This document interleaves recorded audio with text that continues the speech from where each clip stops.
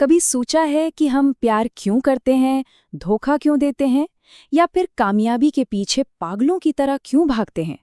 चलिए आज हम उन छिपे हुए नियमों को समझने की कोशिश करते हैं जो हमारी मॉडर्न लाइफ को चलाते हैं। और ये जानकर शायद हैरानी होगी कि ये नियम हमारे प्राचीन अतीत से कितने गहरे जुड़े हुए हैं। तो एक ऐसे सवाल से शुरू करते हैं जो शायद हम में से कई लोगों के मन में आता है। क्या जबरदस्त कामयाबी रिश्तों को बर्बाद कर देती है? हम अक्सर सुनते हैं कि जो लोग बहुत सफल होते हैं उनकी पर्सनल लाइफ में बड़ी उथल-पुथल होती है।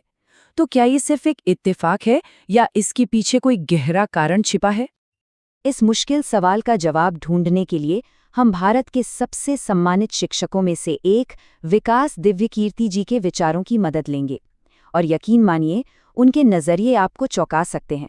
वो हमें चीज़ों को बिल्कुल एक नए एंगल से देखने पर मजबूर कर देते हैं।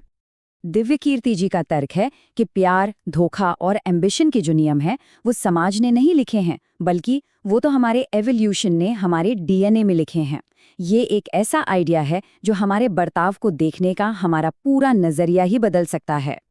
तो चलिए इस विचार की गहराई में उतरते हैं। इस पड़ताल का पहला हिस्सा है हमारा प्राचीन दिमाग।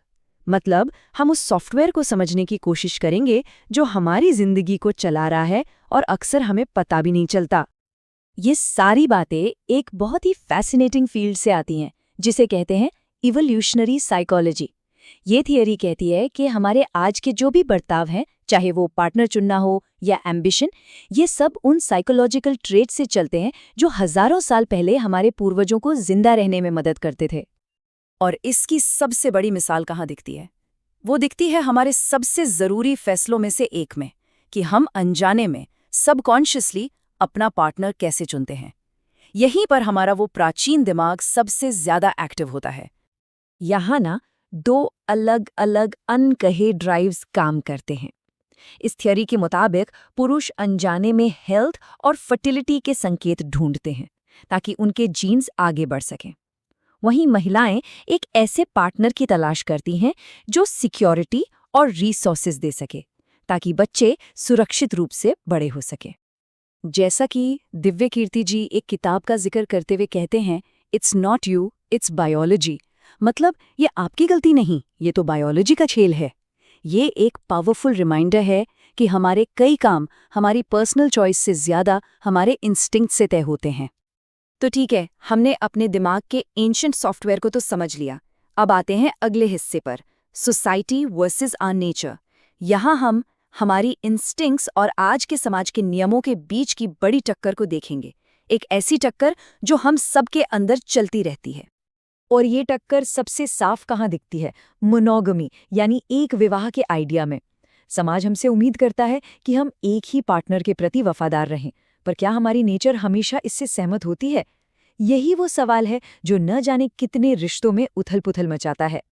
लेकिन रुकिए, बात इतनी सीधी भी नहीं है।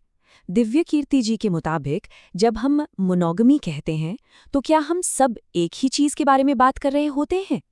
असल में मोनोगमी एक नहीं बल्कि 4 तरह की होती है। तो ये 4 कौन सी हैं? पहली है सोशल मोनोगमी, मतलब एक कपल की तरह साथ रहना। दूसरी सेक्सुअल मोनोगमी, सिर्फ एक ही सेक्सुअल पार्टनर होना, जो हम सब आमतौर पर समझते हैं। तीसरी जेनेटिक मोनोगमी, यानी सिर्फ एक ही पार्टनर के साथ बच्चे पैदा करना।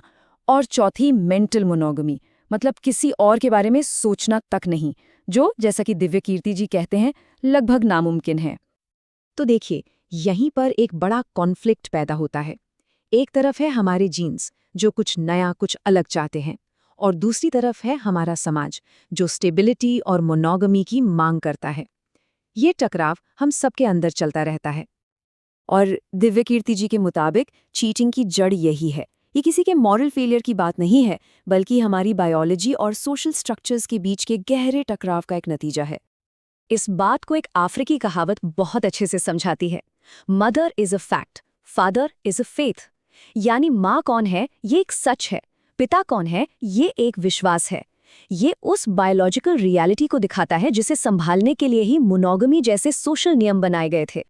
चलिए अब इस बातचीत को एक और मोड़ देते हैं और बात करते हैं एम्बिशन की। इस हिस्से का नाम है महत्वाकांक्षा की ऊंची कीमत। और यहाँ हम ये समझने की कोशिश करेंगे कि जो लोग कामयाबी की बुलंदियों पर होते हैं वो अक्सर अपनी पर्सनल लाइफ में क्यों जूझते हैं। दिव्य कीर्ति जी एक बहुत ही इंटरेस्टिंग पैटर्न की तरफ इशारा करते हैं, द अनमैरिड लीडर पैटर्न।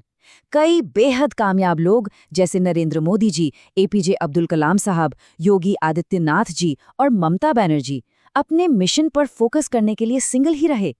ऐसा लगता है कि एक्सट्रीम एम्बिशन और एक ट्रेडिशनल फैमिली लाइफ, ये दोनों चीजें एक साथ चलना मुश्किल हैं।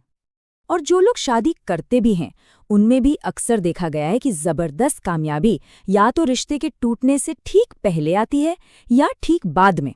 ऐसा क्यों? क्योंकि फेम, पैसा और पावर का जो प्रेशर होता है वो किसी भी रिश्ते की नींव हिला सकता है। रिश्ते अक्सर उन बड़े बदलावों को झेल नहीं पाते। और देखिए, सिर्फ हमारे एंशिएंट जीन्स ही नहीं हैं जो हमें चलाते हैं, हमारा अपना अतीत भी हमारे दिमाग पर गहरा असर डालता है। एक बहुत ही दिलचस्प कॉन्सेप्ट है पॉवर्टी स्कार हाइपोथेसिस। इसका मतलब ये है कि अगर किसी ने 18 से 25 साल की उम्र में पैसों की तंगी देखी है तो उसके मन में जिंदगी भर के लिए एक कमी की सोच बैठ सकती है, फिर चाहे वो बाद में कितना भी अमीर क्यों ना हो जाए। तो इन सब बातों को जानने के बाद सवाल उठता है, तो फिर करें क्या? क्या हम अपनी इंस्टिंक्ट्स के गुलाम हैं? हमारा आखिरी हिस्सा आइडियल मैन से परे एक अलग रास्ता सुझाता है, सेल्फ अवेयरनेस और ऑथेंटिसिटी का रास्ता। तो इसका हल क्या है? दिव्य कीर्ति जी की सलाह है कि एक आदर्श इंसान बनने की कोशिश मत कीजिए, क्योंकि जब हम दूसरों की उम्मीदों पर खरा उतरने लगते हैं तो हम कहीं ना कहीं खुद को खो देते हैं। असली रास्ता कहीं और है। तो हमारे सामने दो रास्ते हैं। एक है आदर्श व्यक्ति का रास्ता, जो समाज के दबाव में जीता है, एक मुखौटा पहनकर, और अक्सर अंदर से खोखला महसूस करता है। और दूसरा रास्ता है सहज इंसान का, वो इंसान जो अपनी नेचर को समझता है, अपनी कमियों और ताकतों को स्वीकार करता है और पूरी सेल्फ अवेयरनेस के साथ जीता है।